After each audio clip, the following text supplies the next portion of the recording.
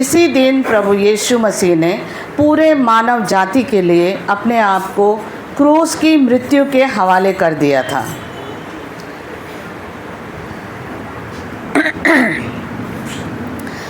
मनुष्य के कई प्रकार की भावनाएं होती हैं, मनोविकार या जज्बा बोलिए, जिसे हम इमोशन भी कहते हैं, जैसे प्रेम है, क्रोध है, रौद्र है, द्वेष है, खुशी है, बेचैनी है, चिंता है, ईर्ष्या है, आशा है। ऐसे बहुत सारे इमोशन होते हैं।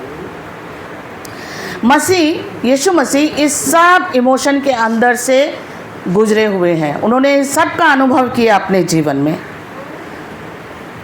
तो भी प्रभु के लिए रोमन्स 14 में बोलता है कि मसीह इन सब के अंदर से गए हैं। अगर हम जीते हैं तो प्रभु के लिए और मरते हैं तो भी प्रभु के लिए। तो अब हमारा जीना और मरना किसके लिए है? प्रभु के लिए है।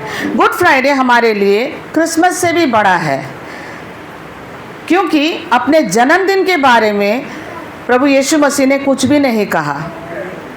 अपने चेलों के साथ इस अंतिम भोज में प्रभु यीशु ने उनसे कहा कि जब तक मैं ना आऊं तुम इसको मेरी याद के लिए, मेरे स्मरण के लिए इसको करते रहना। वही हमने अभी थोड़ी देर आगे प्रभु भोज में भाग लिया था। हम उसको करके हम प्रभु की मृत्यु को हम याद करते हैं।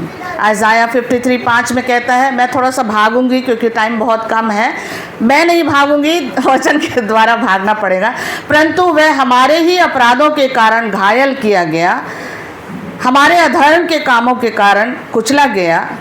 पाप ने इंसान को दुष्ट, अशांत, आशाहीन और दंड का भागीदार बना दिया, परंतु यीशु मसीह ने उस सब को अपने ऊपर लेके क्रूस की मृत्यु को सहन कर लिया। पौलुस कहता है गलाती 2:20 में कहता है, अब मैं मसीह के साथ क्रूस पर चढ़ाया गया, अब मैं जीवित न रहा पर मसीह मुझ में जीवित है। यही हमको भी अभी करना है कि हम अब जीवित नहीं हैं, हमारी आशा, हमारे शौक सब नहीं है, हम मसीह में जीवित हैं। गुड फ्राइडे में यीशु ने जो यातना और क्रूस की मृत्यु को सहा था, लोगों ने उसे अपनी आँखों से तो देखा पर वो उसे पहचान नहीं पाए। उनकी आंखें अंधी हो चुकी थी। उन्होंने मांगा कि बरअब्बा जो कुख्यात बदमाश था उसे छोड़ दिया जाए, परंतु यीशु को क्रूस पर चढ़ाया जाए। अब यीशु की क्रूस की मृत्यु को देखिए, आप जरा सा सोच के देखिए कि एक आदमी को पता लग जाता है कि वो मरने वाला है, उसकी मृत्यु उसकी आंखों के सामने है। गुरुवार को पता लग गया है कि मैं कल मरूंगा, मुझे क्रूस पे चढ़ाया जाएगा, कैसे मृत्यु होगी ये भी पता है। तो उनकी मनोदशा को देखिए, आप क्या हालत में होंगे। यहाँ पर अलीपुर जेल के अंदर एक व्यक्ति को फांसी हुआ था और उससे रात को पूछा गया था कि ऐसे फांसी देने वाले व्यक्ति को पूछा जाता है कि तुम्हारी क्या इच्छा है, अंतिम क्या इच्छा है उसको। तो उससे पूछा गया था कि तुम्हारी क्या इच्छा है, तो उसने बोला कि मैं मिष्टी दोई खाना चाहता हूँ। दूसरे दिन सुबह ऐसा है, नियम है कि नहलाया गया, उसको नहलाया उला के सब उसके सामने में मिष्टी दही ला के रखा गया, पर उसने छुआ तक नहीं उसको, क्योंकि उसकी जो मनोदशा थी वो उस समय, इच्छा तो थी लेकिन मनोदशा वो नहीं थी कि वो उसको खा सके करके। तो यही होता है, जब मरने की खबर किसी को मिलती है तो वो कैसा रिएक्ट करता है। एक और घटना है कि कभी कभी तो डॉक्टर लोग भी घबरा जाते हैं कि कैसे रोगी को बताया जाए। एक रोगी बहुत बीमार था और उसकी ज़िंदगी सिर्फ 15-20 दिन की थी, तो डॉक्टर सोचने लगे कि इसको कैसे बताया जाए कि ये अब मरने वाला ही है करके। एक डॉक्टर ने थोड़ा आइडिया लगाया और उसको जाके पूछा कि अच्छा भाई साहब, आप अपना मोबाइल का रिचार्ज कैसे करते हैं? तो उसने बोला कि मैं 3 महीने का पैक वाला ले लेता हूँ करके। तो बोला ठीक है, इस महीने आप 1 महीने का पैक ही लीजिएगा करके। मतलब अगर उसको मैसेज मिल गया हो तो मिल गया होगा।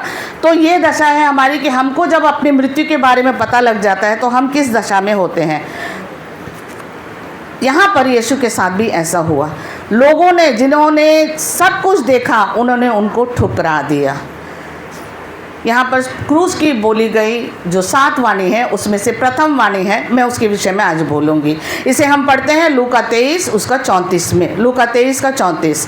तब यीशु ने कहा, हे पिता, इन्हें क्षमा कर, क्योंकि ये नहीं जानते कि क्या कर रहे हैं। यीशु की क्रूस की यात्रा जैतून पहाड़ से शुरू होकर गोलगत्ता, मतलब खोपड़ी का जो स्थान कहा जाता है, पहुंची। यहाँ तक पहुँचने के लिए यीशु को बहुत कुछ सहना पड़ा।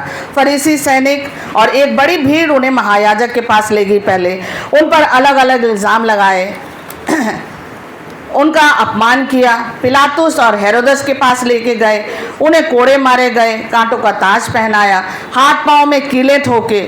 सब कुछ वो चुपचाप सहते रहे। यहाँ पर हम यीशु मसीह की विशेषता को देखेंगे। उनको परमेश्वर ने क्या पोजीशन दिया था। आदम से लेकर आज तक जितने भी व्यक्ति इस संसार में आए हैं, यीशु उन सब ज्ञानी, विद्वान, महात्मा, साधु, संत से सर्वश्रेष्ठ हैं। यीशु इस संसार में आए तो मानव रूप में, पर वे परमेश्वर के पुत्र थे। परमेश्वर ने 3 लोक की सृष्टि की, पृथ्वीलोक, अधोलोक और स्वर्गलोक। हम पढ़ेंगे इसको फिलिपी 2:9 में। इस कारण परमेश्वर ने उसको अति महान भी किया और उसको वह नाम दिया, फिलिपी 2:9 है, वो नाम दिया जो सब नामों से श्रेष्ठ है, जो कि स्वर्ग में है और पृथ्वी पर और पृथ्वी के नीचे है। तीनों लोक के में उसको सबसे श्रेष्ठ किया। वे सब यीशु के नाम पर घुटने टेकें, हर जीव अंगीकार करेगी कि यीशु मसीह ही प्रभु है।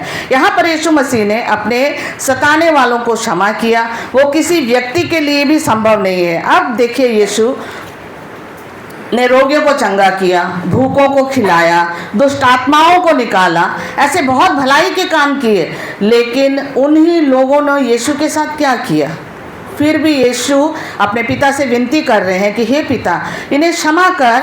हम सब के लिए ये एक बहुत बड़ा संदेश है कि हमें भी यीशु का अनुसरण करना चाहिए। सिर्फ मुंह से बोलना नहीं, समय आने पर हमें भी यीशु का यही चरित्र दूसरों को दिखाना है।